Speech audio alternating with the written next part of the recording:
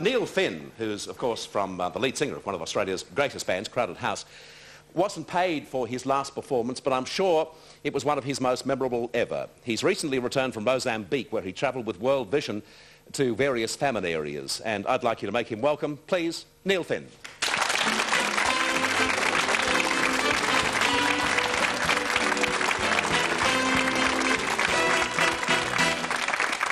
Welcome, Neil, and I realise you don't do all that many chat shows, and I'm very grateful that you're doing ours. I'm not very skilled at the old art of the chat show yet. Well, Neil, I'm sure that in this particular spot you won't have too much trouble, because you've just come back from seeing something which most of us only watch on television and then probably go away and have a good meal and not think too much more about it.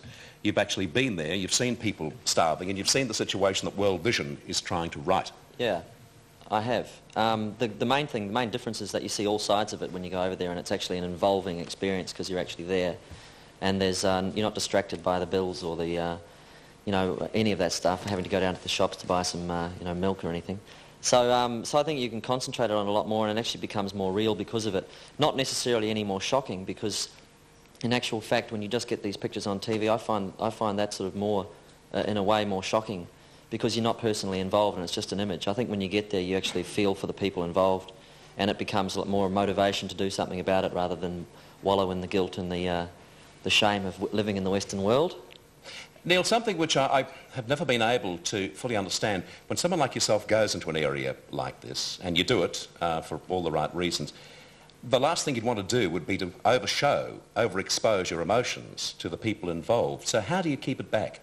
Well, it's very easy. I think when you're relating to somebody, they don't want people to feel sorry for them. They just want some assistance to get back on their feet to sort of start farming again. And I think that becomes obvious when you're there. So the emotion is very much within, and I think afterwards, on reflection, it's probably more, as I said, when you're there, you're just sort of motivated to try and help. It makes you feel involved with their plight, rather than just being an observer, a bystander.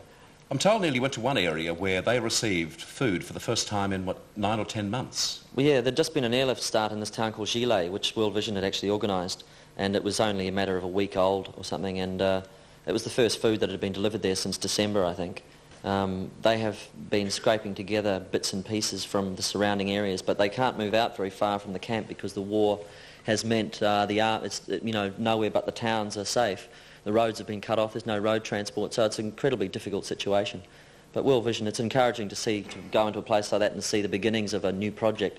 There'll be a feeding centre established in Gile, probably by now, actually, as we talk, and then they'll move in with health facilities and stuff, and it's great to see something beginning.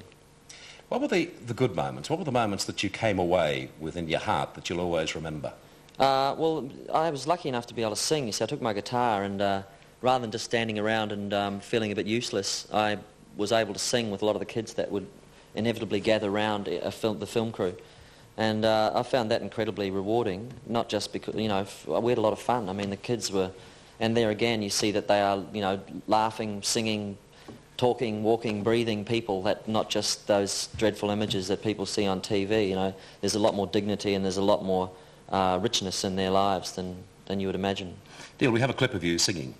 Let's have a look, please. Sunshine,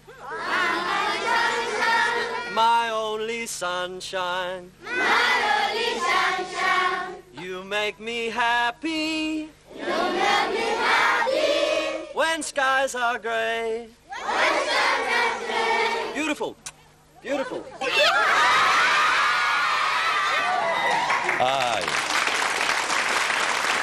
On the 16th, World Vision, of course, have their 40-hour famine. Yeah, 16th to the 18th, 40 hours without food, push the pause button on consumption.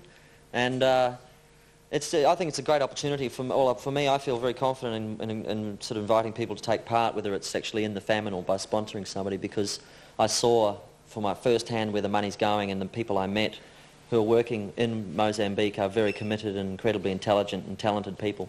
So, as far as assuring people that the money goes to a good place and it gets spent well, here I am, I'm saying it. OK. Well, if you'd like to join Neil and myself and lots of other people in the entertainment area on the 16th, all you have to do is to ring toll-free 008 331 337, or in Melbourne 690-2166. That's 008-331-337 and 690-2166 in Melbourne. Well, Neil, considering you said that it wasn't your best bag doing talk shows, I think you've done a pretty good job today, and I do appreciate your time, particularly, of course, when you're talking about something like World Vision and the fact that they, like so many other organisations, are trying to do something to alleviate which must be seen as one of man's greatest acts of inhumanity. Yeah, and they're working against great apathy too. I mean, I did an interview with the Herald the other day for about half an hour the day I got back from Mozambique, and they didn't even bother running it. So, you know, I mean, it just shows you really what you're up against. There we go, a bit of a whinge to the old Herald in Melbourne. If it does some good, it's worth it, isn't it? Yeah, well, you know, I mean, there's a lot of people, it's very hard to kind of, people have got this environment thing in their minds and that, and they don't realise that the actual, as Bob Geldof said, the microcosm of that problem is happening in Africa in these places. It's like, that's where we're heading and that's what we've created, so, you know, it's good to remember that. What's your next gig? The next gig is at home with my family, really. I'm just going to be writing some songs and staying at home for as long as I can possibly talk my manager out of taking me somewhere else. Thanks a lot, Neil. Okay. Neil Fenn. And we're back with you after this break.